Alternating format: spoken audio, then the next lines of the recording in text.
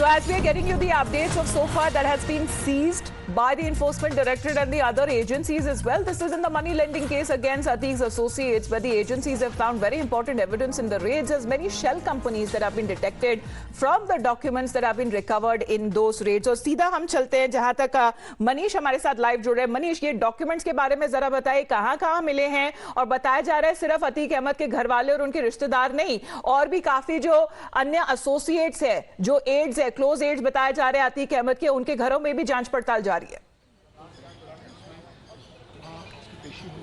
15 ठिकानों पर छापेमारी हुई थी। ईडी ने ये रेड डाली थी। 15 दौलत हनीफ खान था, सीताराम था जो चार्टेड अकाउंटेंट है, संजीव अग्रवाल है जो बड़े कारोबारी हैं, बड़े व्यापारी हैं, आर्थिक मदद दिया करते थे, कोई कानूनी सलाहकार था। अतीक अहमद का कानून की ज्यादा समझ है नहीं, तो शौलत हनीफ खान पूरे कानून के जितने भी मुकदमे हुआ करते थे वो उसे अतीक को सलाह दिया करते थे, उनके मुकदमे लड़ा करते थे। MJ infra green, MJ infra land, MJ housing private limited, Alina city phase 2, असाद सिटी, साई बिहार योजना, सैदपुर आवास योजना, लखनपुर आवास योजना, रोशनबाग शॉपिंग कॉम्प्लेक्स, ऐसी करीब 50 सेल कंपनियों के दस्तावेज मिले हैं जिनके मालिक कोई और हैं, लेकिन पैसा अतीक अहमद ने उसमें लगा रखा था। इन कंपनियों के खातों से कई बेनामी खातों को लेन देन हुआ है। मतलब अतीक अपना ब्लैक पैसा व्हाइट कैसे किया करता था, इन सेल कंपनियों के जरिए किया करता था।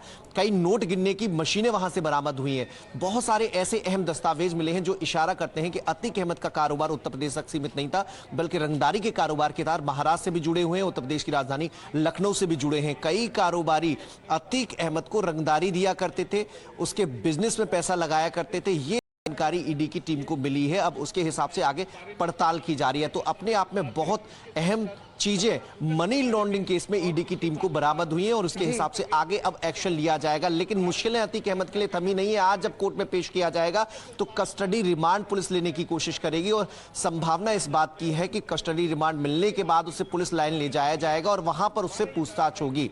एक लंबी सवालों की फहरिस्त तैयार की गई है, सवालों को घुमा कर फिराकर पूछा जाएगा। स्पेशल टीम ये इंटेरोगेशन करेंगी, इसमें शामिल होंगी। पहले अतीक अहमद और उसके भाई अशरफ अहमद से अलग अलग पूछताछ की जाएगी और बाद में अगर दोनों के बयानों में अब जो समानता नहीं हुई तो आमने सामने बिठाकर भी पूछताछ की जा सकती है। जो अतीक के गुर्गे गिरफ्तार किए गए हैं उनसे जो इनपुट मिले हैं, इसके अलावा जो दिल्ली की पुलिस ने जिन 3 लोगों को गिरफ्तार किया था, जो लोग असद से जाकर मिले थे, असद को पैसा मेरठ से लाकर दिया था, उन लोगों से जो इनपुट मिले हैं उसके आधार पर अतीक अहमद से पूछताछ की जाएगी। सवालों की फहरिस्त तैयार है। जो सीने में अतीक अहमद की राज दफन है, उमेश पाल हत्याकांड को कैसे अंजाम दिया, किन किन लोगों की भूमिका थी, असला कैसे दिए गए, बाद में छिपने का ठिकाना कहां पहले से तय किया गया था, किस रास्ते से वो जाए। कितने लोग अभी फिलहाल अक्यूज्ड है मनीष, अगर उसके बारे में आपको कोई जानकारी दे सके तो बताया जा रहा है, क्योंकि ना सिर्फ उनके भाई लेकिन भाई की बीवी भी अब उन्हें भी अक्यूज का नाम करार दे दिया, जहां तक यूपी पुलिस की बात करें। और अतीक अहमद की जो वाइफ है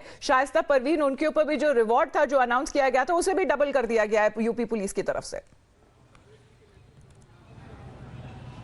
देखिए, बिल्कुल अब अतीक अहमद के परिवार में अतीक का बेटा, अतीक की पत्नी, अतीक का भाई की पत्नी आयशा नूरी की बेटियां, इस तरह कुल 9 लोग हो गए जो इस मामले में शुमार हो गए हैं, जिनकी पुलिस जांच कर रही है। आज आयशा नूरी की सरेंडर याचिका पर भी सुनवाई होनी है। आयशा नूरी ने कोर्ट में सरेंडर याचिका दाखिल की है, वो सरेंडर करना चाहती हैं, जिसके लिए थाने से रिपोर्ट तलब की गई थी। 13 अप्रैल को आज सीजेएम कोर्ट में इस मामले पर भी सुनवाई होनी है। अशरफ ने भी एक याचिका दाखिल की है कि बड़े जेल में उससे लोगों से मिलने नहीं दिया जा रहा, वो वकील से मिलना चाहता है, एकांत में बातचीत करना चाहता है। उसके लिए भी आज कोर्ट ने फैसला रिजर्व कर लिया था, उस पर भी कोर्ट को फैसला देना है। इसके अलावा शाइस्ता परवीन के जो 2 नाबालिग बेटे हैं जिनमें याचिका लगाकर ये पुलिस पर आरोप लगाया गया था कि अवैध रूप से वो हिरासत में रखे गए हैं, उसमें भी आज कुछ बहुत कुछ होने वाला है। जहां तक अगर अतीक अहमद और उनके केस के बारे में बात करें तो आज उनकी पेशी होने वाली है कोर्ट में प्रयागराज में। Will be standing bye for that those latest developments. Manish, फिलहाल आपका बहुत बहुत धन्यवाद हमारे साथ जुड़ने के लिए।